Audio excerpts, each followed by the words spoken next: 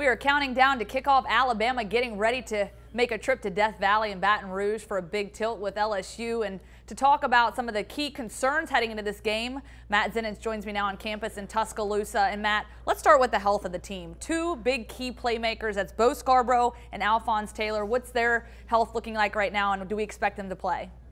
Well, both are day-to-day. I would say that Alphonse is probably the more unlikely of the two. Alphonse still hasn't practiced in full since he sustained the concussion against Arkansas on October 8th.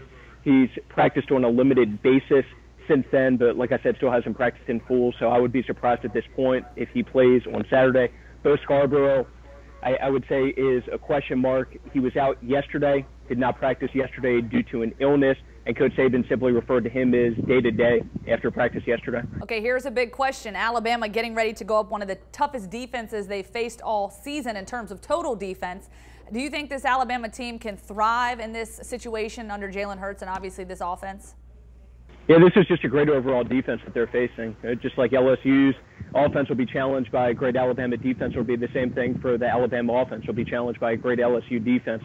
Very good in the front seven. Has a very talented secondary also. This is one of the top run defenses in the country. And then I think the pass defense numbers are a little bit deceiving. So you look at the numbers, and LSU is 42nd nationally against the pass. Makes you think that they're an average pass defense, and that's not the case.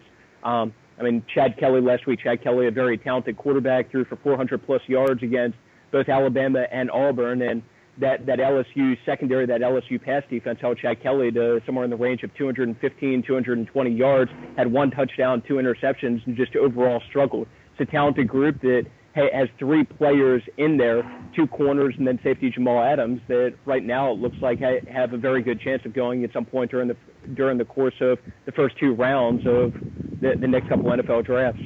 And Matt, yesterday I was talking with Kevin Scarbrough about how this matchup between Alabama and LSU, no matter where they're ranked, is like 5-star athlete versus 5-star athlete.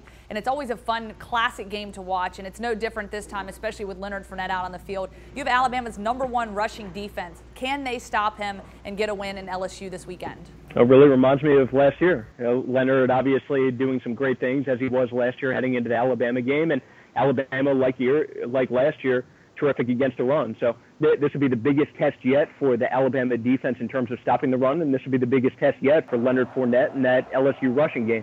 The one thing I will say, Alabama's run defense numbers have been terrific throughout the course of the entire season, and LSU, while they were very good, even when Les Miles was the coach for the first 4 games, that running game has been at just a terrific, outrageous level during the course of the last 3 games under Ed Orgeron. So a running game that was already very good has all of a sudden taken it to just a ridiculous level during the course of the last 3 games. It has averaged 7.6 yards per carry or better each of the last 3 games, and we'll see what happens now against the best run defense that they faced since Ed Orgeron took over.